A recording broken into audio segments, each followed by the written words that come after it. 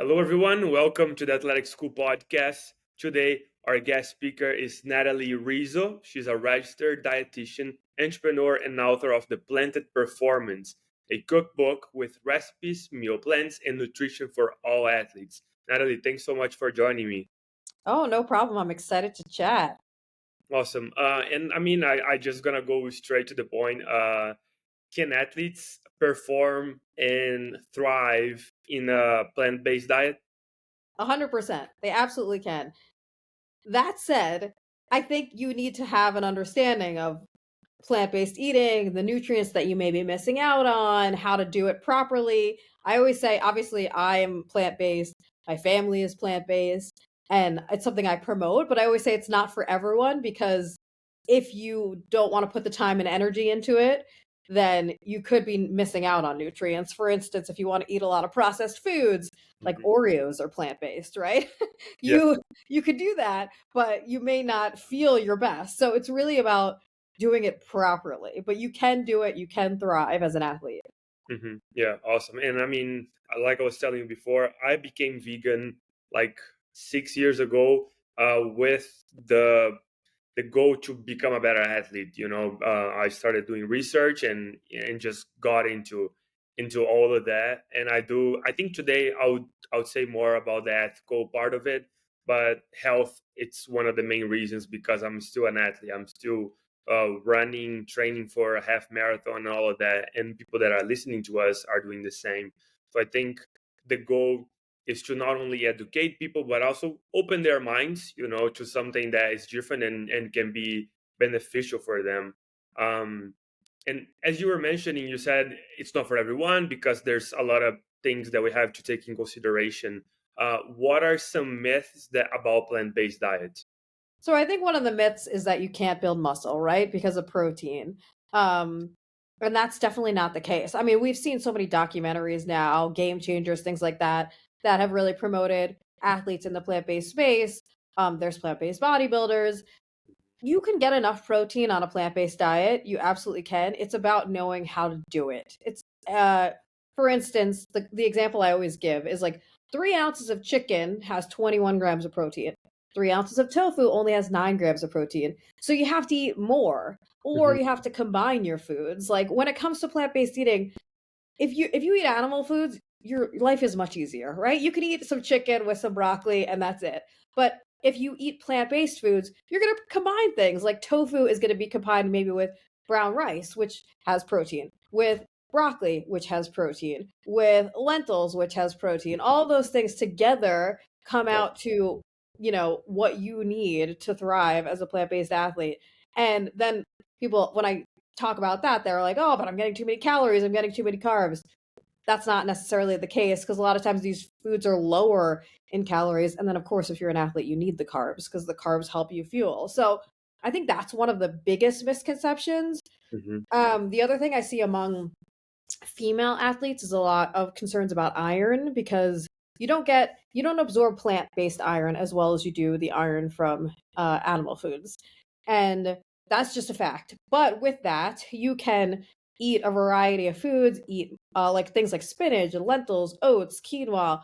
All of that have plant-based iron, and you definitely need to eat more of it. The recommendation is that vegetarians should eat basically 2 times the amount of recommended iron that an animal based eater should eat. But you can still do it without being iron deficient. And iron is really important for energy. Athletes who are iron deficient will definitely feel fatigued and things like that. So those are kind of like the main two things I think I hear a lot. But Mhm. of course, there's so many things that pop up. Yeah. Yes, 100%. And you said that people that eat animals they have a much easier life.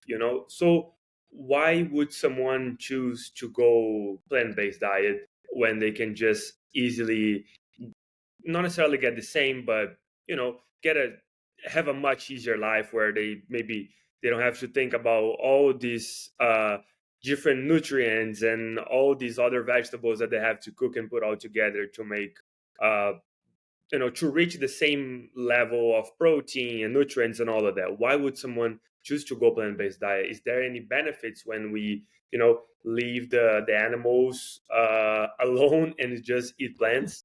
Yes, absolutely. And I know I did say that it's easier, and in a way, it just makes it easier to cook. But I Yeah. think once you get used to the plant-based foods, that becomes easy as well. So, but yeah, there's a lot of research on. We don't have a lot of research on vegan diets because there's only, I think, 1% of the population who's vegan. So when it Hmm. comes to research, you have to source participants that follow that, and it's not always easy to get those participants in the studies. But we have a lot of research on vegetarian diets, which include, dairy and eggs.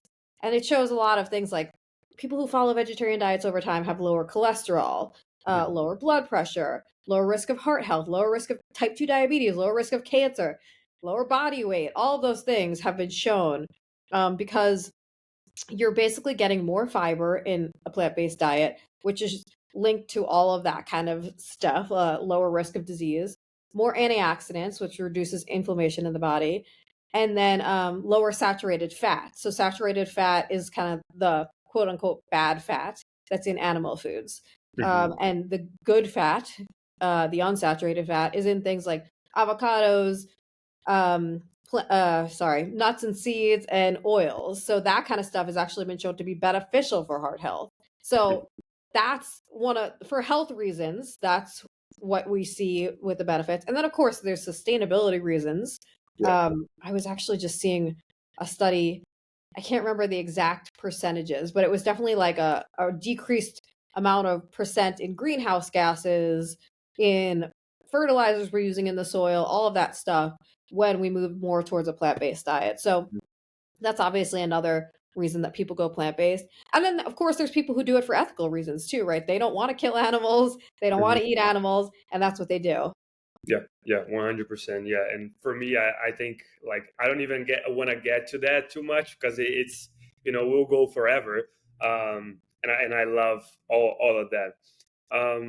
And you mentioned a lot of good reasons why would someone go plant based diet. But for the athlete that's listening to us, you mentioned like less inflammation and some other things. Uh, if we could translate that to for an athlete that's listening to that, does that mean that they are tired less? Does that mean that they recover faster, they can train more?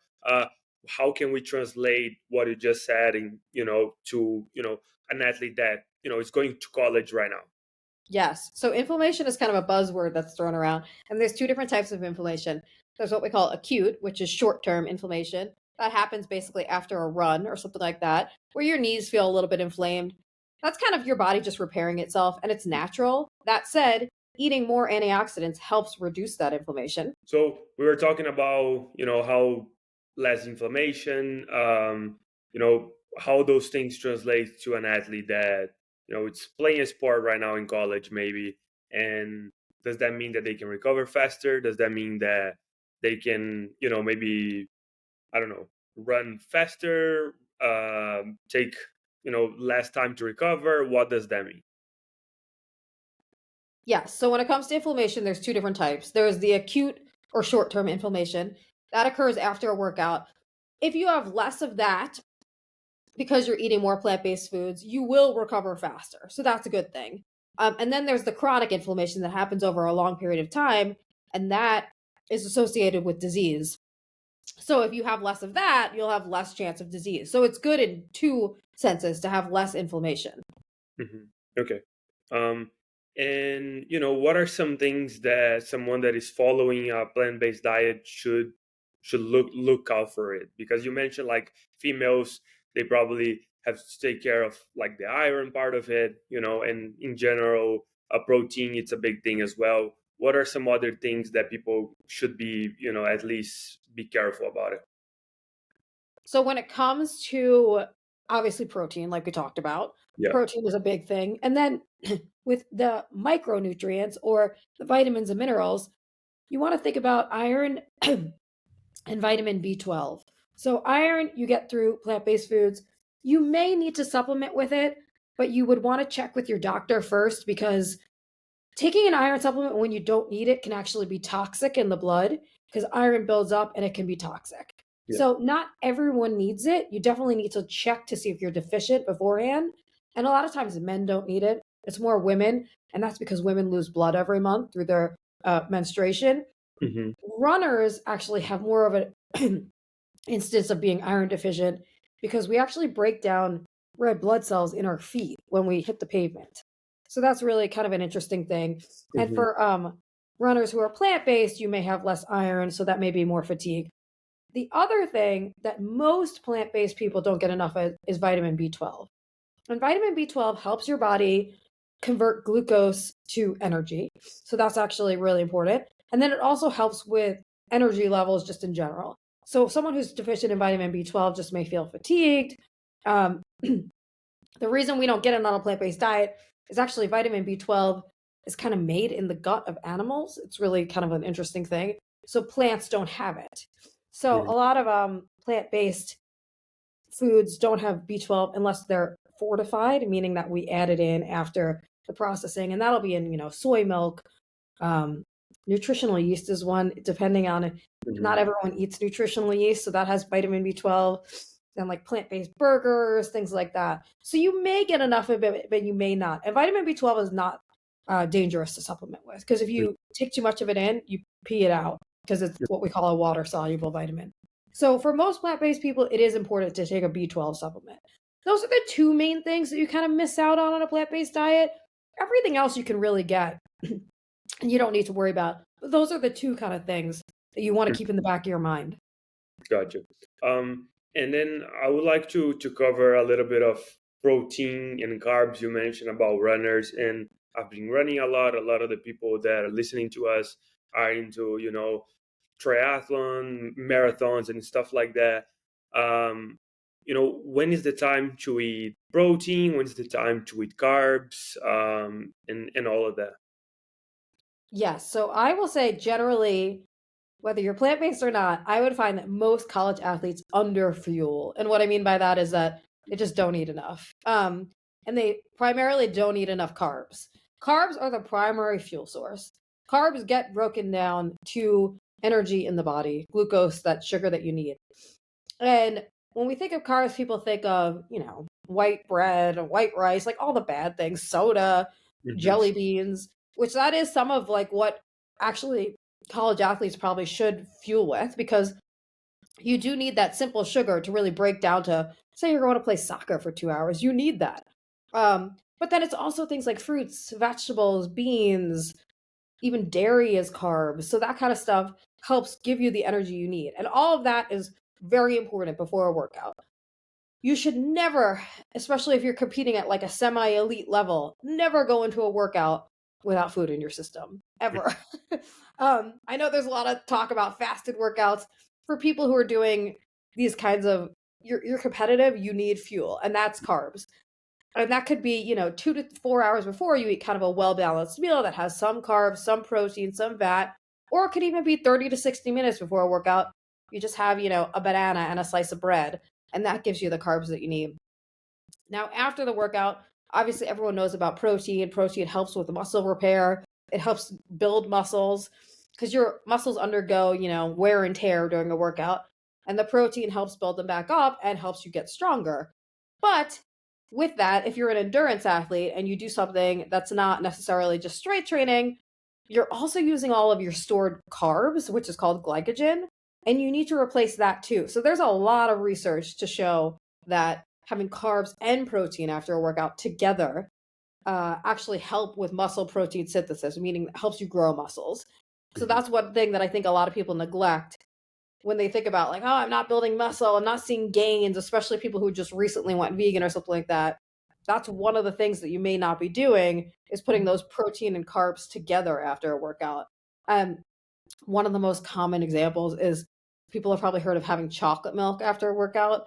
And obviously, if you don't drink milk, which milk doesn't really agree with me, I do like soy chocolate milk. Soy has just as much protein as regular dairy. So that's one thing, like, because a lot of people, their stomach is weird, that kind of thing. So that the chocolate is the carbs, the soy is the protein. So it doesn't have to be super complicated, but you just want to think of those nutrients together.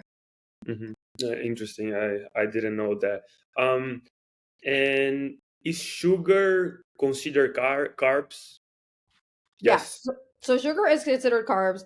And interestingly, with people like, for instance, long distance runners, sometimes people recommend fueling with something as simple as like gummy bears. And Mm-hmm. people think I'm crazy when I say that. But the reason is because those really simple sugars break down very quickly and give you, sugar throughout your workout, that energy. So anyone who's ever done, um, ever taken like a gummy or a gel, like a sports gel, that's essentially the same as doing something like a candy, Mm-hmm. because that's the simple sugar that your body needs to power you through that workout. Mm-hmm. And when it comes to sweets, sugar and sweets and stuff, is there a better time of the day that we can eat that? Should we avoid at all costs? Is it okay to have sometimes? No, so you don't need to avoid it if you're obviously an athlete. The one thing that I hear people say is, "Oh, well, it's going to be stored as fat. I'm going to gain weight, blah, blah." If you're using it, it's not stored as fat. It's used throughout the workout. And when you're done with the workout, it is gone. That sugar is gone. You used it for your fuel to give you energy. So you don't have to necessarily worry about it. Um, as far as time of the day, you want to kind of think about when your workout is. So a lot of people, it's the morning. You want to have it before your workout and then a little after. Not, you don't necessarily need to do the gummy bears or something after a workout, but it could be something before. And it doesn't always have to be gummy bears. It's just an example of, something that that we would probably think of as bad. Something like sports drinks too. People Mhm. tend to think those are quote unquote bad. And that's something that actually gives you the energy you need. So it's usually before whenever you work out. Um, Obviously, some athletes, by the end of the day are still kind of in a calorie deficit, meaning that they haven't taken in enough energy. And then that's going to put them at a deficit tomorrow, that they're not feeling great the next day. So I'm not saying pound some ice cream before bed, but you can spread your intake throughout the day and make sure that you get enough carbs in your system to make sure that you're fueled every day that you go out and compete. Yeah, I've seen a lot of people talking about like, oh, if you're gonna have like a chocolate bar or maybe some Oreos since they are plant based. I think that's a good example. You should have right after a meal and not necessarily like I don't know in the middle of the afternoon between lunch and dinner. Is that a real thing? That's probably because of blood sugar spikes is a thing that people are always worried about. Yeah, so if you have, for instance, like in the middle of the afternoon when you haven't had any food in your system, say you ate lunch at noon, and then at 3 o'clock you're like, let me have a candy bar, and you're not going to eat again until dinner. What happens is when you eat lunch, you're eating probably carbs, protein, fat. All of those things together keep your blood sugar kind of stable. Then when you eat straight carbs, it goes way up and then way down. And then it kind of goes down until the next meal. So I think the recommendation for that, if you have it after a meal, your blood sugar is kind of stable. And then you have a little more carbs and it goes up a little and then it goes down. And then it kind of stays stable. And the reason when your blood sugar fluctuates too much, it just gives you energy spikes and crashes. So Hmm. that is actually a good recommendation in terms of if you really want, a candy bar or something like that. Hmm. But what I was talking about before with the pre-workout stuff, you want your blood sugar to go up with a workout, because that high blood sugar means that you're going to take that sugar and you're going to use it to power you through that workout. So that's not bad before a workout. But if it's just kind of the middle of the day and you don't have anything else planned, yeah, maybe eat it with a meal. That's actually a good recommendation. Or if like that doesn't work for you and you're going to have a snack at 3 o'clock and you want some chocolate, just eat a little protein with it. Put some peanut Hmm. butter on it, and Yeah. that'll help keep the blood sugar stable. Nice. And you mentioned about snack, and my next question was going to be about snacks. I feel like for us college athletes, we're always like snacking here and there because, maybe you leave class and then you have practice in a little bit, and then you are a little bit hungry and you don't want to like, you're not going to have a huge meal right before practice, but you want to have something in your stomach. What are some healthy snacks that, plant-based athletes can have? Yeah, so stacking is actually important for some athletes need like 4,000 calories a day. Hmm. Like I talked about soccer players, I always think of them as like the most intense because they're running around constantly. But the same with, cross country or anything like that, stacking helps you get those calories in. So it could be things as simple as fruit with, like I said, nut butter. Nuts are a huge thing. especially if you need more calories in your diet, uh, because nuts have a lot of calories. So, like a handful of nuts may have 200 calories. And if you need more, you could have two handfuls of nuts. Hmm. Because, again, you're not trying to lose weight, you're not worried about calories. Things like, I really like crunchy roasted chickpeas are a good one. You could buy those or you can make them. Hummus, what else? Crackers, even for athletes, cereal is a good one. Like, Hmm. you could get ones that are kind of lower in fiber because that's actually another thing you have to kind of think about is plant-based diets have a lot more fiber, and with that is good. All I talked about before, that's helping you, keep your cholesterol in check, which you're not worried about now, but 20 years from now you'll be worried about.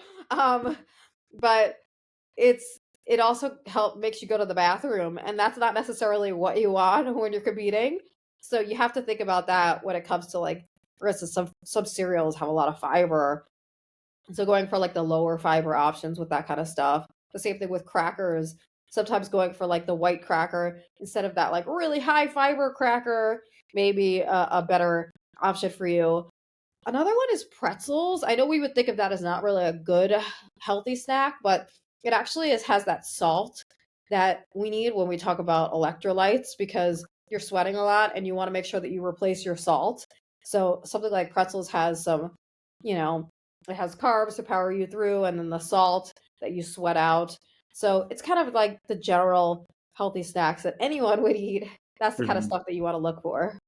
Awesome. And I think my last question, kind of we kind of covered, and what we should eat before and after a workout. And you kind of mentioned that, and if I'm not mistaken, we should probably have some carbs before a workout, and then after we should have some protein. Is that correct? Is there anything else that we should add there? Yeah, I always say my mantra is kind of like what you eat depends on when you eat. So if you're Mm-hmm. eating right before a workout, say you have practice or something at 6 in the morning and you're taking something in at 5:30, but you have like, a protein bar that has a decent amount of fat in it, you may not feel great because Mm-hmm. protein and fat take longer to digest and they sit in your stomach and they can cause stomach issues. So you want something that's kind of more just easy carbs there. Maybe like a granola bar that doesn't have a lot of protein and fat. But if you have 2 hours to eat beforehand, it's fine to have the protein and fat. Like have a sandwich with avocado on it, have some chickpeas, that kind of thing. Gotcha. So it's more about the timing of your meal compared to your workout. And then afterwards, obviously, like I said, you want the protein. Getting it as soon as possible does help with just making you feel better. Like I'm sure that you've experienced this where you don't have time to eat right away and then Mm-hmm. you eat 2 hours later and you're like, oh my God, I'm so hungry and I feel terrible. That's kind of what happens a lot of times with athletes because they don't have time or their stomach feels weird. So your muscle repair happens for a long period of time. It's not like if you don't do it in the first 2 hours that you're not going to repair your muscles. It could happen for up to 24 hours, but it's more also about just making you feel better, reducing fatigue, making you feel less hungry. So if you could get something, that's why I talked about like chocolate milk or drinks are always a good thing, like a protein drink, because it does help you just get something into your system to prevent you from feeling kind of crappy for those 2 hours. Gotcha. Awesome. Um, my last question for you is a question that I always ask our guest speakers here. And what's one piece of advice you would like to share with the world? And it can be about nutrition, but if it's about life as well, we'll take it. We'll take any type of advice. It may sound boring, but my advice is always to eat more plants. And that doesn't have to be a boring thing. It doesn't have to be, some people groan like, ugh, it doesn't taste good, but it should. Healthy food should be tasty food. If you're Mhm. eating just, kind of plain steamed broccoli, yeah, that doesn't taste good. Yeah. But, if you air fry it and add some spices and then combine it with other things, like eat more plants, it will help you in the long run. You don't have to be vegan, you don't have to be vegetarian, but even incorporating more plants into your diet will be helpful for you. Hmm. So, just all around, health, performance, all around, it helps. Hmm. Yeah, I agree 100%. I think that's something that we always hear when we are younger, like, oh, you should eat your vegetables and stuff. And I was never a fan, but now the only thing I eat it's plants. Um, but yes, I agree with you 100%. And I think, when you go plant based, uh, it is a lot about, just finding the way that you like to cook. But trust me, I love my vegetables, and I don't think I'll ever eat meat again. But even if I do, I cannot imagine just eating rice and chicken. I'll definitely need some vegetables there. I love broccoli, zucchini, and all of that. So yeah, I love that.